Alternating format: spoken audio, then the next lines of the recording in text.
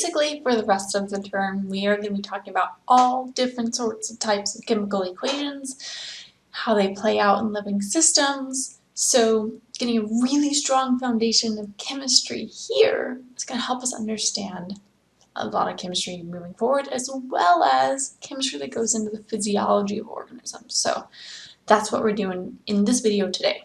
But first, let's determine the difference between what's a chemical change and a physical change. Okay, so we can recognize what a chemical reaction looks like and how to identify it from being different than a physical change. Okay, so in a physical change, this is often matter changing form without changing its composition. Okay, so what do I mean by that? So like this ice that's melting here, right? When solid water, ice, changes into liquid water, it does not change the chemical formula of water. It's still H2O, right? So the composition of that molecule does not change.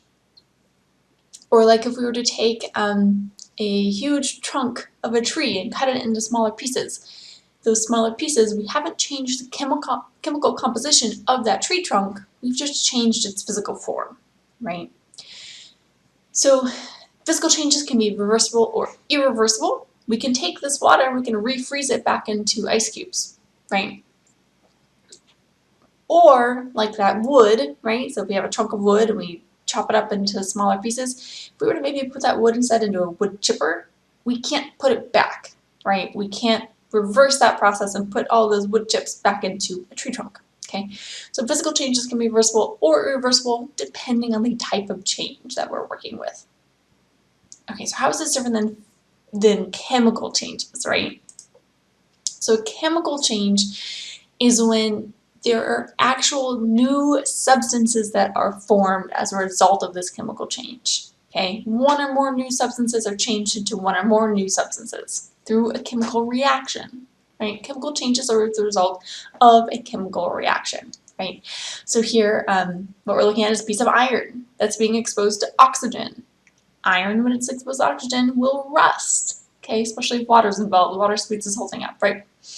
But we see a new compound is formed, rust. Okay, so we started out with just iron and some oxygen, and through that chemical reaction, we cause a chemical change which forms rust.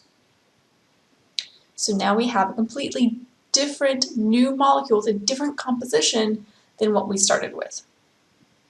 Okay, as opposed to the water, water melts, ice melts, and it's still water, still H2O. We haven't changed the actual composition of that molecule, of that matter that's in there.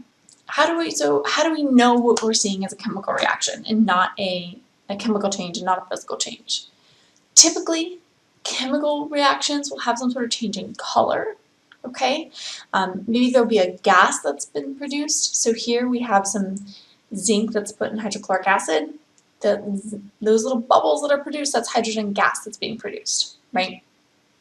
So gas formation is a surefire sign of some sort of chemical reaction. A precipitate is produced. We'll see in this week's lab that we'll do a reaction where we actually see a precipitate, a solid form come out of a liquid, okay? So that's a result of a chemical reaction. Or if we have some things that are dissolved in a solution and then we see some solids being formed, that's because they're being pulled out of solution through a chemical reaction. Another good key that it's a chemical reaction is heat is being transferred. Usually the intake or output of heat, okay, so either the solution or the reaction will get colder because it's absorbing heat from the environment, or it will put off heat, it'll get rid of heat, okay. Light is another common observation when chemical reactions occur. Sometimes so, like when we burn something, right? That's a chemical reaction. We're giving off light. The fire that we create when we're burning something, that's a result of a chemical reaction. Okay, it's a transfer of energy. So that's how we identify the chemical reactions, generally. Let's talk about some common types of chemical reactions and what's actually going on, right? So when we're actually, just like when we made that iron, we're rearranging what those atoms are bonded to. So chemical reactions rearranges the bonds of atoms in different molecules. Right, so let's take, for example, methane, CH4. See, we have the carbon bonded to 4 hydrogens here. When we burn methane through a combustion reaction, methane's a common component of natural gas, right? When we burn methane, we combine it with oxygen. So O2. Right now, the oxygen molecules are bonded to each other. Through the process of this chemical reaction of burning methane, this combustion reaction of combining methane and oxygen, we rearrange which atoms are bonded to which in this process. Okay, so now in our reactants, what we call the left-hand side, oxygens are bonded to each other. After the chemical reaction has occurred, where are those oxygen bonded to now? We've got a couple of them bonded to the carbon right here, right? So this carbon was this carbon right here in methane. So we've rearranged what those atoms are bonded to. And look, we've got a couple of them bonded here to hydrogens in the form of water. Previously, these hydrogens were bonded to this carbon right here in methane, right? So we're just rearranging which atoms are bonding to each other. We're either breaking, making, or rearranging chemical bonds. That's all a chemical reaction is. In terms of chemical reactions in cells, it happens the same way. But usually these chemical reactions are carried out by special molecules called enzymes, which help these speed up and go faster, but that's a future topic. So some common chemical reactions, we'll talk a lot about these two right here. These are called condensation. In terms of biological processes, we often call these dehydration synthesis reactions. So we take two pieces and we combine them together. We bond two separate molecules or atoms and we bond them together. Usually dehydration synthesis, we're taking two separate molecules and bonding them together. And we'll cover more specifically what that looks like when we talk about organic molecules. Hydrolysis reaction is the opposite. So A and B were bonded together, we break them back apart, right? So that's hydrolysis reaction. It's the opposite of a condensation or dehydration reaction, building up and breaking down. That's a lot of what's going on in biological systems, is building up and breaking down molecules. Sometimes there's some rearrangement of what's bonded to what in these systems though. So we have what's also called replacement reactions. This is where instead of A being bonded to B, now we're going to bond A to C. Okay, so we're just going to replace B with C. That would be a single replacement. Or in a double replacement, we replace what both of these are bonded to. A and D will be bonded together, and then B will be bonded to C instead of A. Okay, so again, all we're doing is just rearranging bonds or building up or breaking down bonds. That's all that's happening here.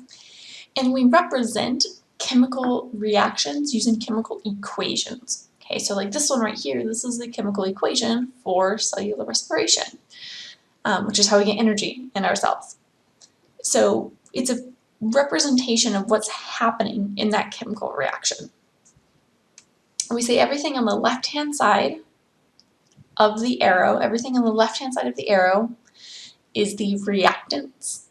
Okay, so what goes into that chemical reaction, what we start with. Okay, so here we're starting with the molecule glucose and the molecule oxygen. So left-hand side is the reactants. As the chemical reaction proceeds, this is what that arrow means. These two reactants will get turned into, or will yield through the process of this chemical reaction, these two what we call products. So everything on the right-hand side we call products. Okay, so everything on the right-hand side of the arrow, that is.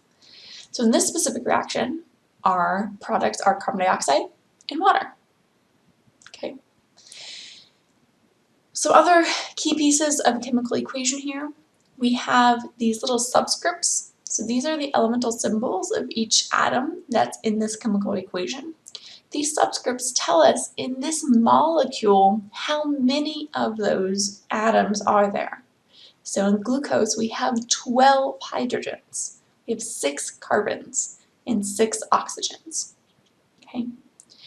Or just like over here in carbon dioxide, we have 2 oxygens, and if there's no subscript, if they're just blank, it's just the letter, there's an imaginary 1 there.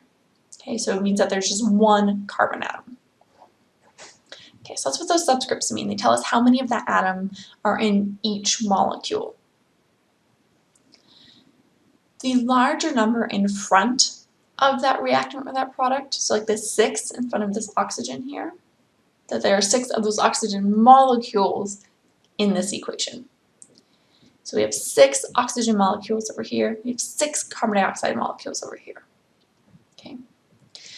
But let's take, for example, just this oxygen right here. We have 6 oxygen molecules. But remember, oxygen is bonded to itself. There are 2 oxygen atoms per oxygen molecule. So how many total oxygen atoms do we have right here? Well, if there's 2 oxygens per each oxygen molecule, and we have 6 of them, 6 times 2 gives us 12 oxygen atoms right here.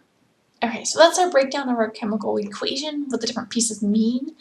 We'll dive into, in another video, how to balance these chemical equations, how to make sure that we have the same number of everything on either side, make sure that they're equal so that we conserve mass on either side.